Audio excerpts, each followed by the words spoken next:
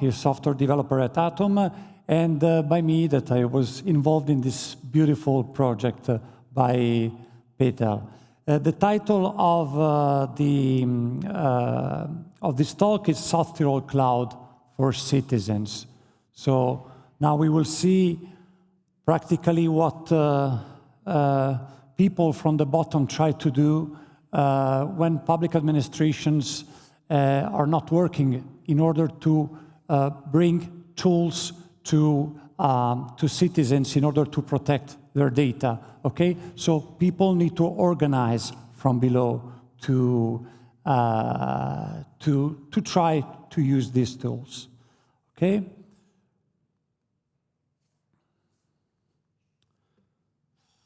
Well,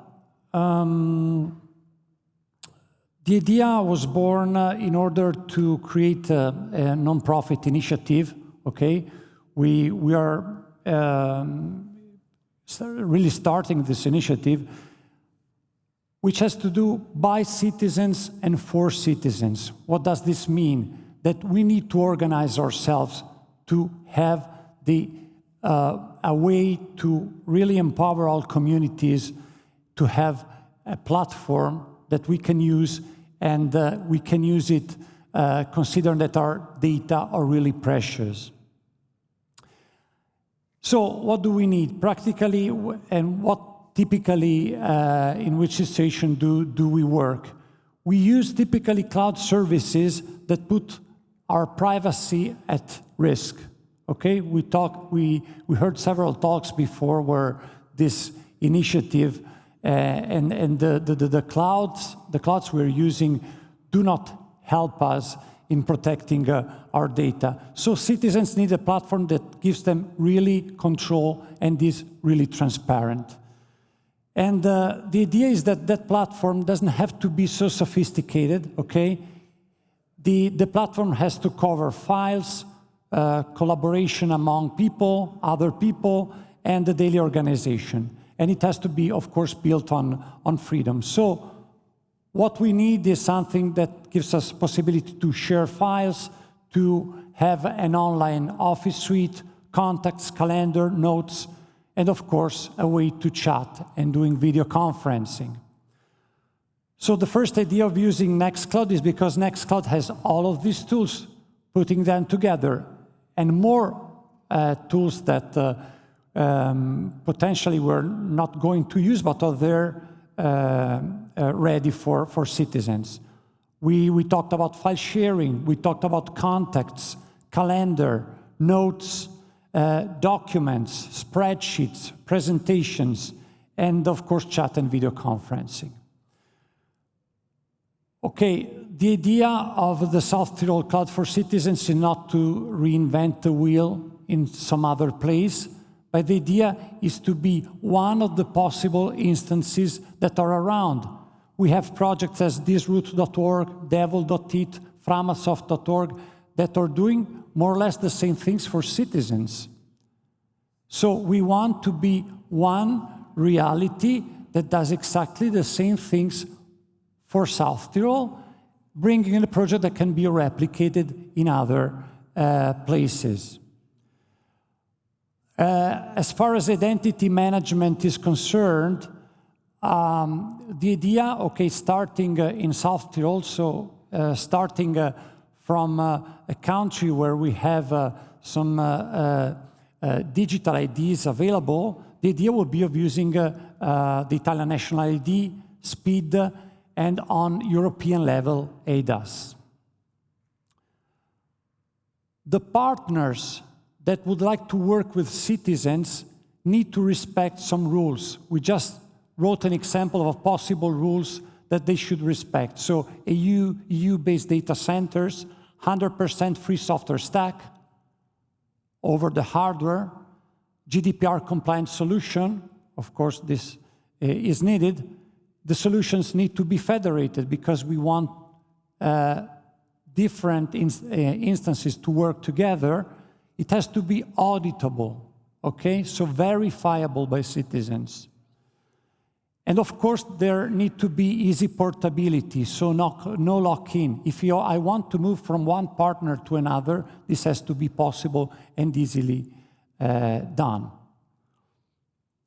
Now I give the word to Hamza. Okay.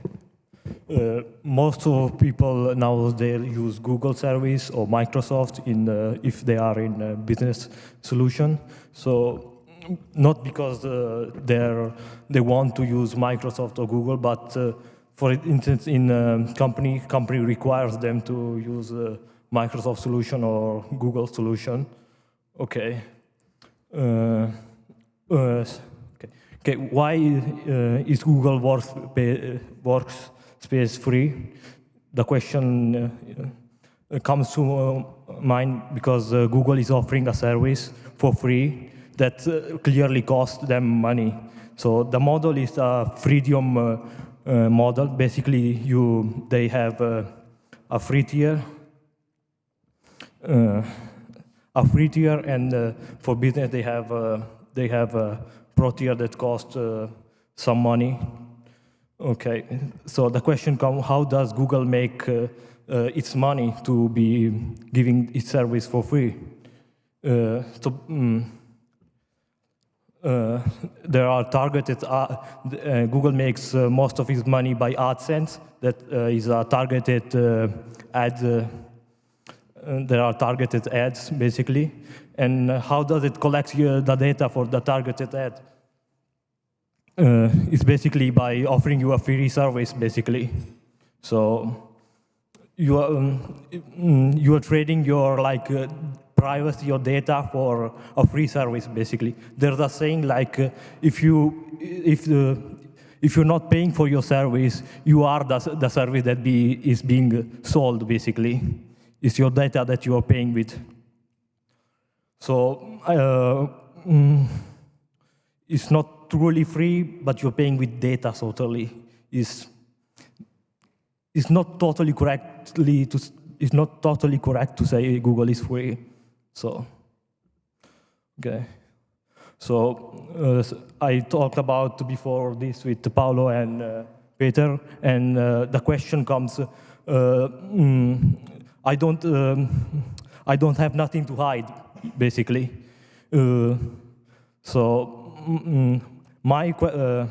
Then the question comes: does privacy really matter these days? So privacy is, for me, is I'm talking about my definition. It's not being about hiding something or saying like it's not about hiding personal stuff or secrets. It's more about who gets to see my information and how and what can they do with it, basically. So privacy is the right to choose what we can share, basically, and what is our personal stuff we can share, basically. This is basically my point of view. I'm free to discuss it more after this talk, even. And I let Peter discuss the next slides. So, okay, who runs the South Tyrol cloud? So who are the stakeholders of that? So we are just sitting in the middle as and helping and others to create this solution. And imagine that you are citizens and you come to our website, and they offer you a free access to this account. So first you have to identify you that you are citizens of South Tyrol in this case, and then you can choose a professional service provider, and you are then using these services. But how can we do it that this is a professional service? So at the back end, we need also professional service providers.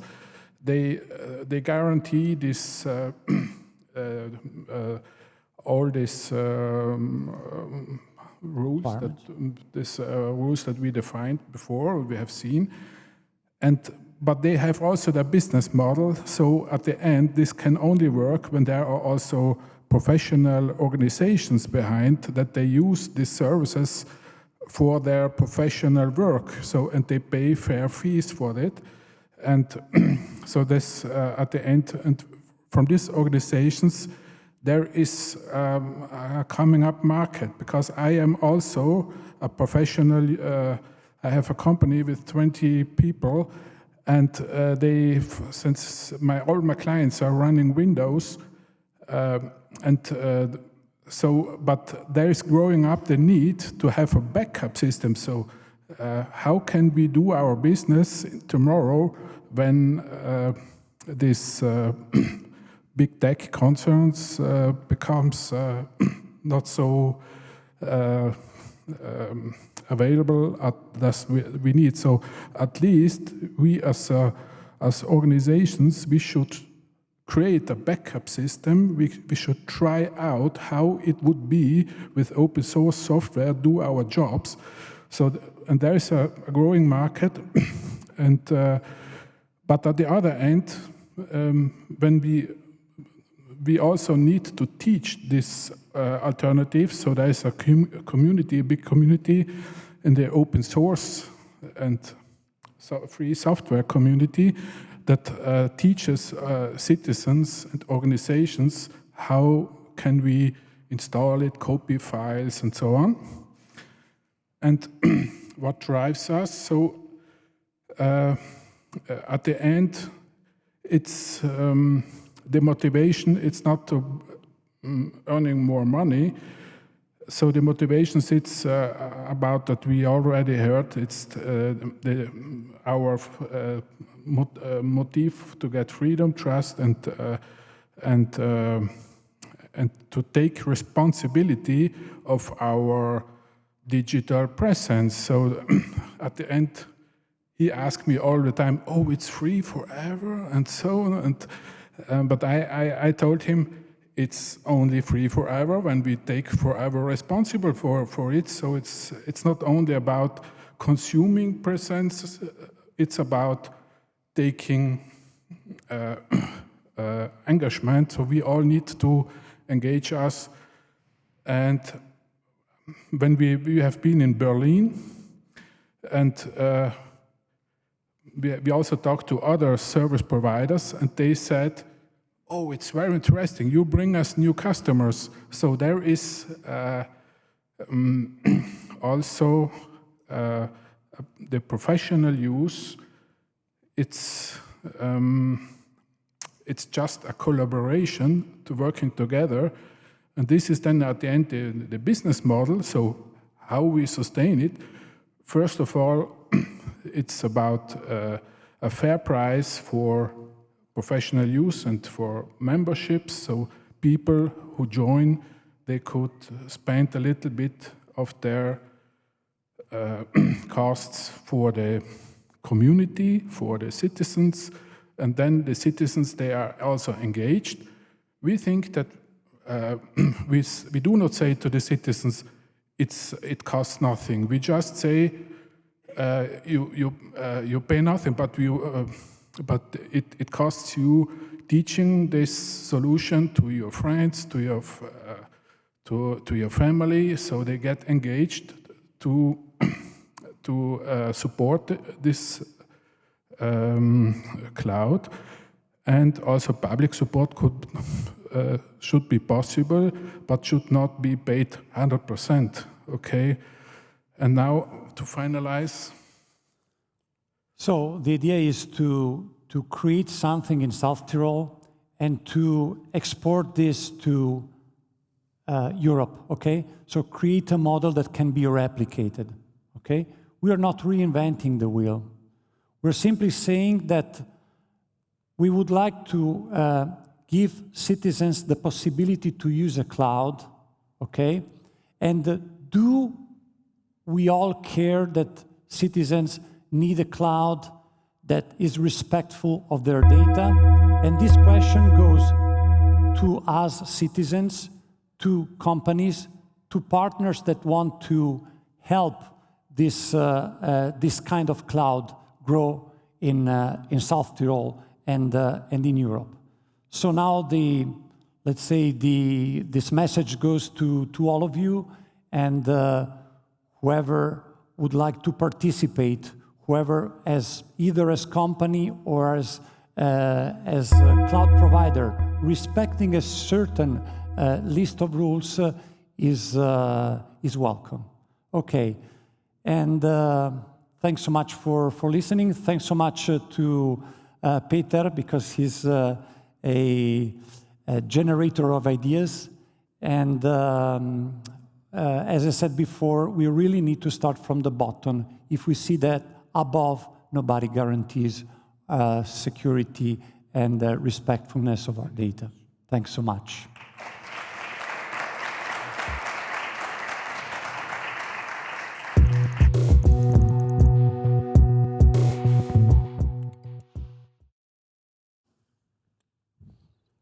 Thank you for this talk. I'm someone who grew up in Italy, spent a lot of my time in the UK, still have a company that operates in Berlin, so regularly go back to Berlin. And in many of these places, there are experiments of this type, but I now live in Italy.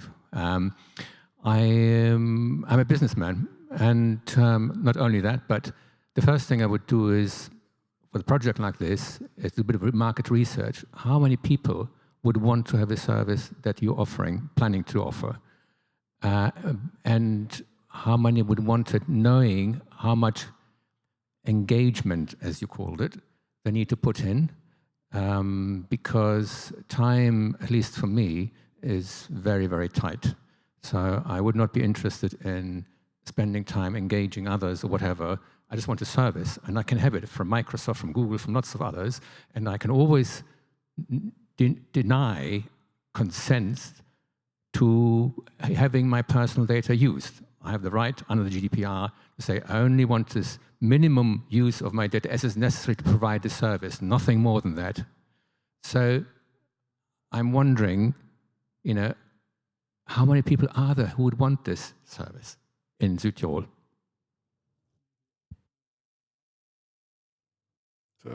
Closed. Oh, okay.